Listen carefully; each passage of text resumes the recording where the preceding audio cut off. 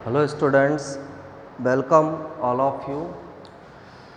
पेशी संकुचन की कार्यकी के अंदर पिछले लेक्चर में हमने पेशियों के प्रकार के बारे में पढ़ा था। 3 प्रकार की पेशियाँ, कंकालीय पेशियाँ, विसरल पेशियों के बारे में हमने स्टडी किया है और कार्डियक जो पेशियाँ, हृदय की पेशियाँ, उनके बारे में हम पढ़ चुके हैं।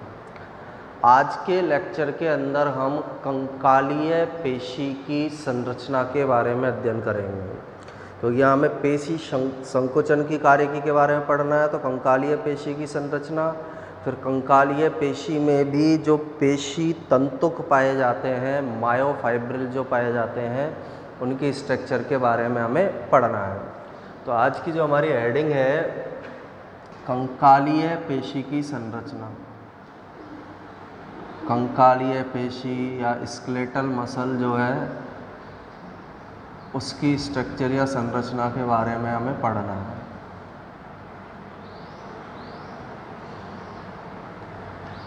अब कंकालीय पेशी की संरचना में कुछ इम्पोर्टेंट पॉइंट्स हैं, जैसे कंकालीय पेशी जो है वो कंकाल से जुड़ी रहती है, ये कल हम पढ़ चुके हैं। ऐसी पेशियाँ जो हमारे स्केलेटन सिस्टम से, कंकाल से या कंकाल का निर्माण करने वाली अस्थियों से जुड़ी हुई होती है, उन्हें कंकालीय पेशी कहते हैं।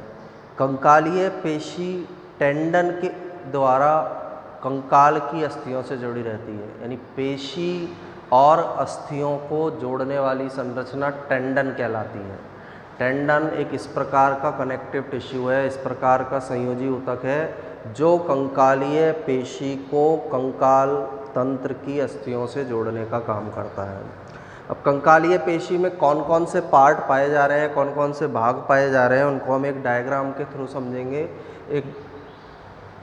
इसके अंदर सबसे पहले, जैसे ये हमारा एक बोन वाला पार्ट है, अस्थि वाला हिस्सा है।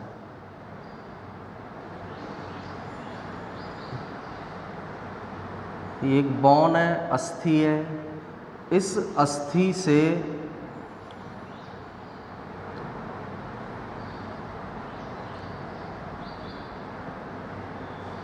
कंकालीय पेशी जिस स्ट्रक्चर से जुड़ी होगी उसे टेंडन बोला जाता है। ये इसका टेंडन वाला पार्ट हो गया। अब टेंडन वाला पार्ट जो है आगे की ओर जाकर इस तरह से एक एनवलप या आवरण बनाता है। इस एनवलप या आवरण को फेसिया कहा जाता है। टेंडन वाला भाग पेशी के ऊपर जाकर जो एनवलप या आवरण बनाएगा, उस एनवलप या आवरण को किस नाम से जाना जाता है? फेशिया के नाम से उसे जाना जाता है। तो टेंडन भाग के द्वारा ही फेशिया का फॉर्मेशन किया जाएगा। इस फेशिया के अंदर क्या होगा? इस फेशिया की स्ट्रक्चर को हम देखें तो इस फेशिया में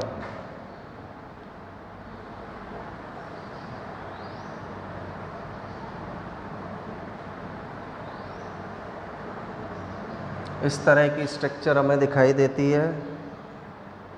इस स्ट्रक्चर में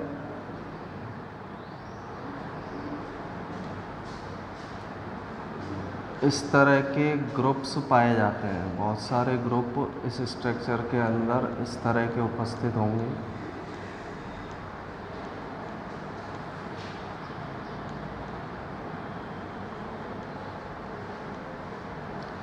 ये पेशी के अंदर पाई जाने वाली स्ट्रक्चर या संरचनाएं हैं। इस तरह की बहुत सारी स्ट्रक्चर संरचना इसके अंदर उपस्थित होगी। अब इनका साथ में नामांकन करते हुए चलते हैं। सबसे पहले ये जो वाला पार्ट हमने बनाया है, ये है बोन या अस्थि। अस्थि है, बोन। जिस स्ट्रक्चर से पेशी से जुड़ रही है उस स्ट्रक्चर को बोला जाता है टेंडन। एक प्रकार का संयोजी ऊतक है ये कनेक्टिव टिश्यू। इसको मसल्स से या पेशी से जोड़ने का काम करेगा। ये मसल की या पेशी की आंतरिक संरचना है, इंटरनल स्ट्रक्चर है। और टेंडन इस पेशी पर जाकर जो एनवलप या आवरण बना रहा है, उस एनवलप को फेशिया कहा जाता है। ये जो आवरण बना है, टेंडन आगे जाके चौड़ा हो गया और इसने जो एनवलप या आवरण बनाया है, इस आवरण को फेशिया के नाम से जाना जाता है। ये फेशिया हो गया। इसके बाद हम जब पेशी की स्ट्रक्चर को देखेंगे, इसकी हमने काटी इसकी स्ट्रक्चर को देखा, तो पेशी के अंदर हमें कुछ आवरण और दिखाई देते हैं। एक एनवलप तो टेंडन वाला आ गया, इस तरह से वो एनवलप हो गया। इसके बाद ये जो गोल एनवलप हमने बनाया है, गोल आवरण जो हमने बनाया है, इस एनवलप या आवरण को एपीमाइसियम कहते हैं। ये जो आवरण है इसे किस नाम से जाना जाता है? एपीमाइसियम। एपी का मतलब होता है, एपी शब्द का मीनिंग है ऊपर, और माइसियम जो शब्द है पेशी से रिलेटेड है, तो पेशी के ऊपर जो आवरण मिलेगा उसे एपीमाइसियम बोला जाता है। इसके बाद हमें इस स्ट्रक्चर में अंदर की और कुछ संरचनाएं दिखाई दे रही हैं। ये जो स्ट्रक्चर है, जैसे इनको हम अलग करके देखें, इस तरह की स्ट्रक्चर इसकी आंतरिक संरचना में हमें दिखाई दे रही है। इस तरह की संरचनाएं इसमें हमको दिख रही है।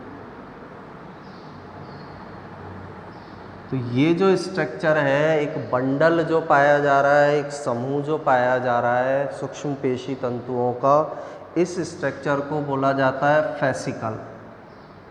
इस संरचना को फेसिकल बोला जाता है। फेसिकल वर्ड का मतलब होता है एक बंडल या समूह है, पेशी तंतुओं का एक बंडल या समूह पाया जा रहा है, उसे हम फेसिकल कहेंगे। एपीमाइसियम इस पूरी पेशी पर पाया जाने वाला आवरण है। फेसिकल पर भी कुछ एक आवरण दिखाई दे रहा है हमको। ये एनवलप जो आवरण हमने बनाया है, इस आवरण को फेसिकल के ऊपर या पेशियों का जो बंडल है पेशी तंतुओं का, उन पेशी तंतुओं के बंडल के ऊपर जो आवरण मिलेगा, ये जो आवरण है इसे बोला जाता है पेरीमाइसियम। ये जो एनवलप आवरण है इसे किस नाम से जाना जाता है? पेरीमाइसियम के नाम से। इसके अलावा हर जो पेशी तंतु है, उस पेशी तंतु के ऊपर भी एक एनवलप मिलेगा। जैसे ये पेशी तंतु है, इस पेशी तंतु के ऊपर, जैसे ये पेशी तंतु मैंने यहाँ बनाया, इस तरह का एक आवरण मिल रहा है। जो पेशी तंतु है इन पर भी एक आवरण मिलेगा। इस एनवलप या आवरण को एंडोमाइसियम कहते हैं। एंडोमाइसियम कहते हैं। तो तीन तरह के एनवलप या आवरण यहाँ पर पाए जा रहे हैं। एपीमाइसियम पेशी में सबसे बाहर जो पाया जाने वाला एनवलप या आवरण है, उसके अंदर जो समूह पाया जा रहा है पेशी बंडल, पेशी बंडल के ये पेशी बंडल को फेसिकल बोलते हैं हम। फेसिकल पर जो आवरण पाया जा रहा है उसे किस नाम से जाना जाता है? पेरीमाइसियम। और हर जो फाइबर है, पेशी का जो फाइबर रेशा है, तंतु है, उस पर जो आवरण मिलेगा उसे किस नाम से जाना जाता है? एंडोमाइसियम के नाम से उसे जाना जाता है। अब इसी में से एक स्ट्रक्चर को हम बाहर निकाल कर देखें। जैसे ये वाली स्ट्रक्चर जो है, इसको हमने आउटर बाहर निकाल कर देखा, इसमें और कौन कौन से भाग प्रेजेंट होंगे। तो इस स्ट्रक्चर में क्या होगा?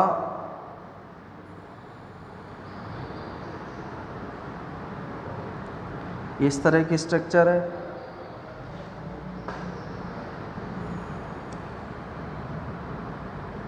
अब इस स्ट्रक्चर को, यहाँ जो स्ट्रक्चर थी, इसको हम बड़ा करके देख रहे हैं कि इसके अंदर और क्या क्या प्रेजेंट हो सकता है। तो ये हमने बाहर निकाला, केवल इस संरचना वाली को हम पढ़ रहे हैं। तो इसका जो अपर आवरण होगा, ये जो आवरण है, इस आवरण को तो हम कौन सा आवरण बोल देंगे? पेरीमाइसियम। ये जो आवरण है, कंफ्यूज नहीं होना है, इस स्ट्रक्चर को हम बड़ा करके देख रहे हैं। सबसे बाहर वाला आवरण जो येलो कलर वाला था वो एपीमाइसियम था। एपीमाइसियम को मैं अलग बना देता हूँ। ये एपीमाइसियम का एनवलप। एपीमाइसियम के अंदर कौन सा पाया जा रहा है? पेरीमाइसियम। पेरीमाइसियम के अंदर कौन सा पाया जा रहा है? एंडोमाइसियम। इस स्ट्रक्चर को हम बड़ा करके देख रहे हैं। ये जो स्ट्रक्चर है, इसको हमने ये बड़ा करके देखा है। इनके नाम ऊपर से ये पेरीमाइसियम हो गया, दूसरा ये जो बाहर अंदर इसके पाया जा रहा है, सॉरी, ये पेरीमाइसियम। बाहर वाला जो एनवलप है, ये वाला जो एनवलप है एपीमाइसियम, ये एपीमाइसियम है। और अंदर जो ये एनवलप बना है, इसको क्या बोलेंगे हम? एंडोमाइसियम। एंडोमाइसियम। तो एक फेसिकल को हमने बड़ा करके देखा तो उसके अंदर हमें ये स्ट्रक्चर, ये संरचनाएं दिखाई देती है। आवरण वही है जो ऊपर हमने बताए, एक एपीमाइसियम है, एक पेरीमाइसियम है और एक एनवलप या आवरण का नाम है एंडोमाइसियम। एंडोमाइसियम के अंदर की तरफ बहुत सारे मसल फाइबर यहाँ पर दिखाई दे रहे हैं ना, ये मसल फाइबर, इसके अंदर भी, इस स्ट्रक्चर के अंदर है ये, इस स्ट्रक्चर के अंदर भी इस तरह के बहुत सारे मसल फाइबर प्रेजेंट होते हैं। तो ये स्ट्रक्चर हमने बना दी।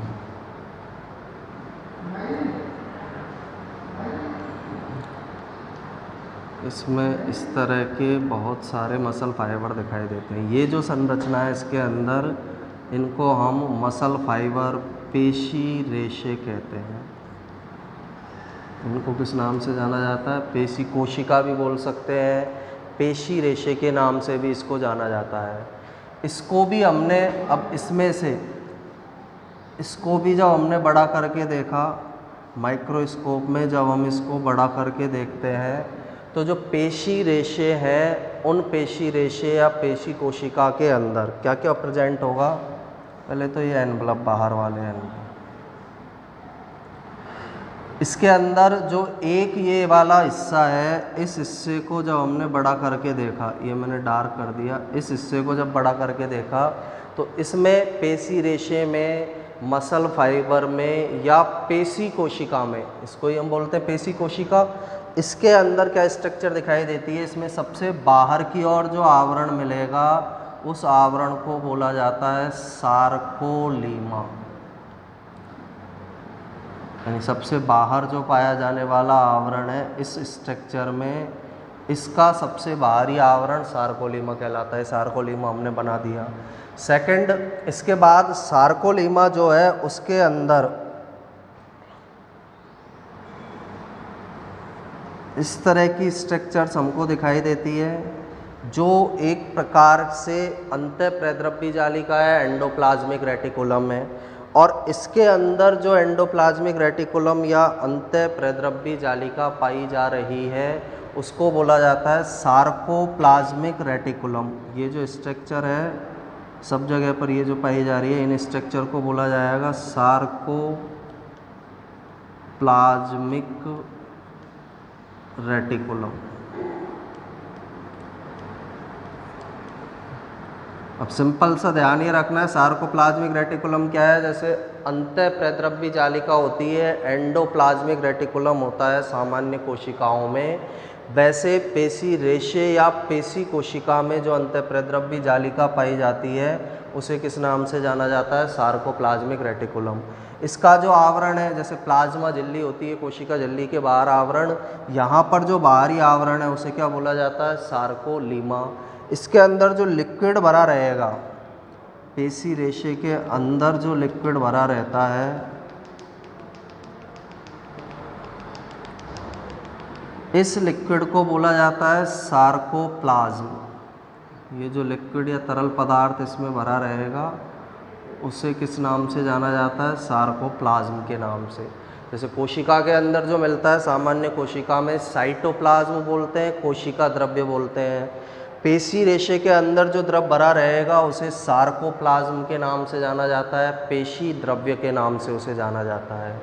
तो सार्कोलीमा इसका बाहरी आवरण है, सार्कोप्लाज्मिक रेटिकुलम पेशी रेशे के अंदर पाई जाने वाली, पेशी कोशिका के अंदर पाई जाने वाली अंतःप्रेद्रव्य जालिका है। सार्कोप्लाज्म पेशी रेशे या पेशी कोशिका में पाई जाने वाली, जो पाया जाने वाला कोशिका द्रव्य साइटोप्लाज्म होता है। इनके अलावा इनमें न्यूक्लियस प्रेजेंट होते हैं, और न्यूक्लियस यहाँ पर अत्यधिक संख्या में होते हैं। ये जो स्ट्रक्चर हमने बनाई है ये है पेशी रेशे में पाए जाने वाले न्यूक्लियस या फिर केंद्र। तो ये इसकी स्ट्रक्चर है। केवल एक सिंगल इस पार्ट को जब हमने बड़ा करके देखा तो इस हिस्से के अंदर ये संरचनाएं हमें दिखाई देती हैं। इसके बाद ये पेशी रेशा हो गया। पेशी रेशे को भी यदि हम आगे माइक्रोस्कोप के अंदर देखेंगे, इस वाले हिस्से के अंदर भी जब माइक्रोस्कोप में जब देखा जाएगा, ये आगे वाला हिस्सा इनका इसी तरह का रहेगा। यहाँ पर हम जो वहाँ बनाया उस तरह की स्ट्रक्चर बना सकते हैं इस तरह। अब इसको भी जब हमने बड़ा करके देखा माइक्रोस्कोप के अंदर, तो यहाँ पर क्या होता है, एक लाइट बैंड और एक हैवी बैंड पाए जाते हैं। एक हल्के रंग के बैंड मिलेंगे, एक गहरे रंग के बैंड मिलेंगे। मायोसिन प्रोटीन से गहरे रंग की पट्टियाँ बैंड बनी होती है, एक्टिन प्रोटीन से हल्के रंग की बैंड या पट्टियाँ बनी होती है। और जो स्ट्रक्चर या संरचना है जो यहाँ पर होगी उसे बोला जाता है मायोफाइब्रिल, यानी इसके अंदर की और भी इसमें पाए जाने वाले भाग हैं, इसके अंदर जो स्ट्रक्चर पाई जाती है उस स्ट्रक्चर को मायोफिलामेंट या पेशी तंतुक कहते हैं।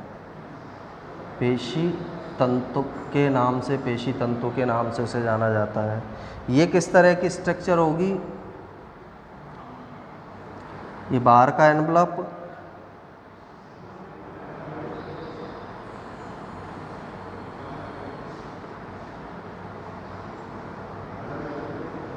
ये हल्के बैंड, इनके बीच में इस तरह के गहरे बैंड, फिर वही हल्के बैंड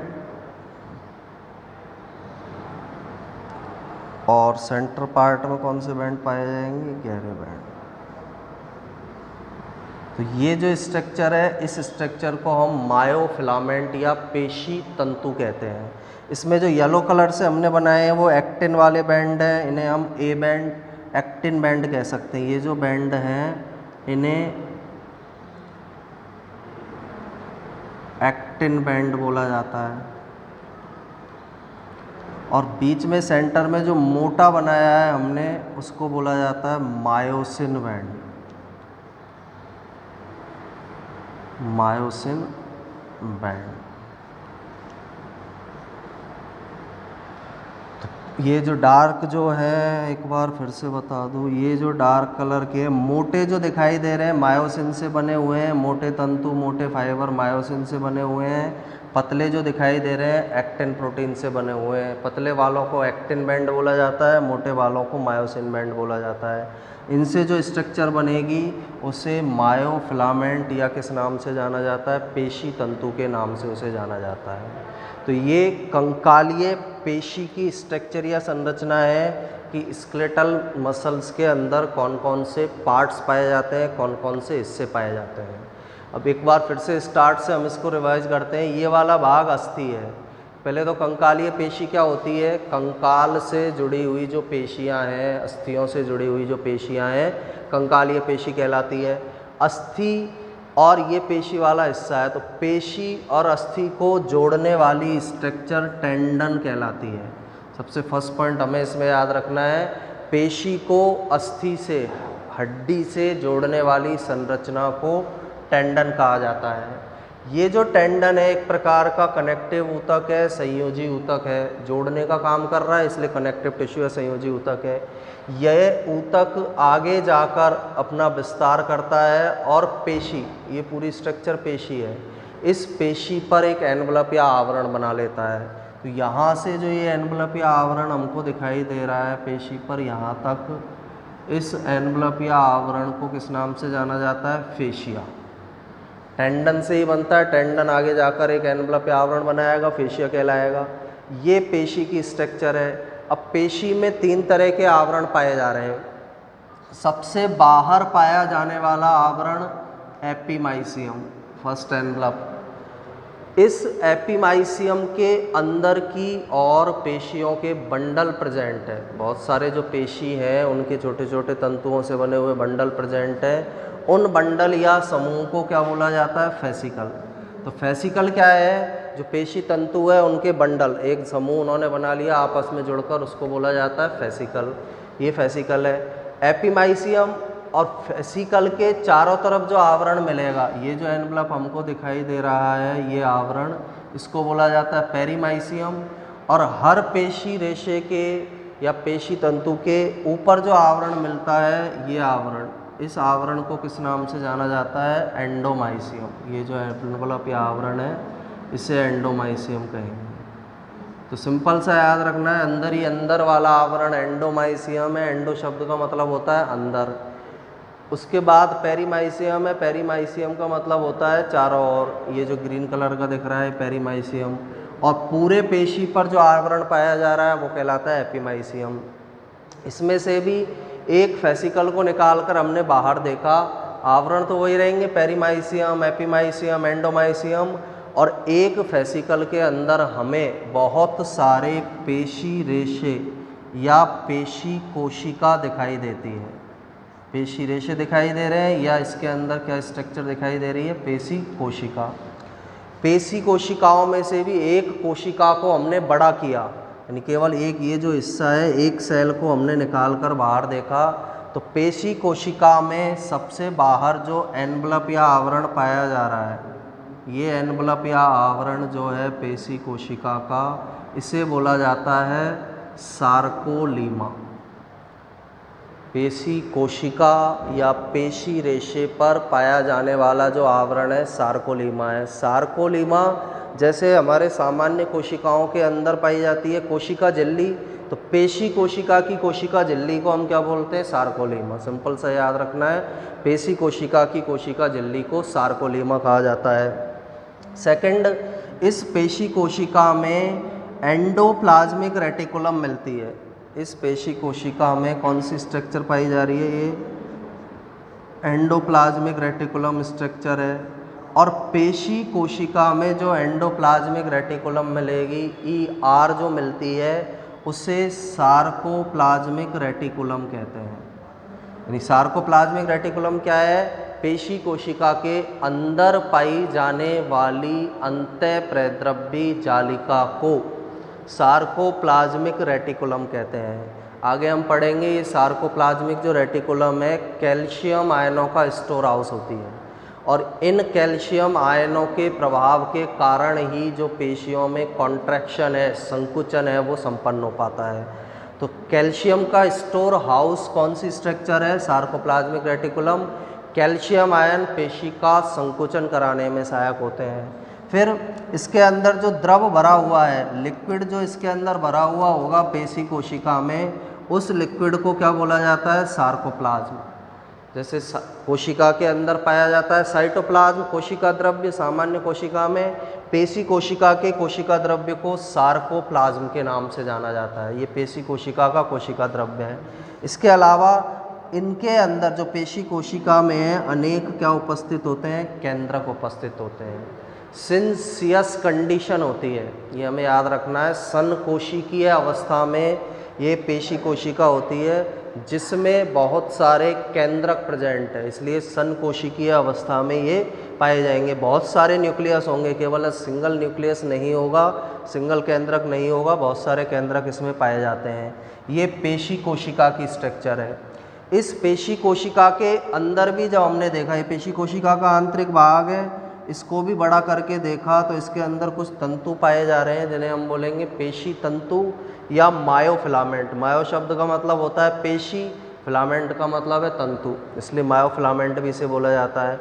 मायोफिलामेंट की स्ट्रक्चर को देखेंगे तो मायोफिलामेंट की स्ट्रक्चर में कुछ पतले बैंड होते हैं, इस तरह के पतले, और कुछ गहरे बैंड होते हैं, मोटे बैंड होते हैं।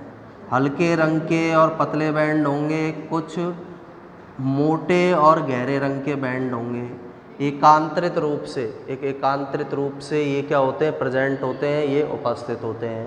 इन बैंड में जो पतले वाले हमको दिखाई दे रहे हैं, उन पतले बैंड को एक्टिन बैंड कहा जाता है। ये पतले वाले बैंड एक्टिन बैंड कहलाएंगे। मोटे जो बैंड दिखाई दे रहे हैं इन्हें मायोसिन बैंड कहते हैं।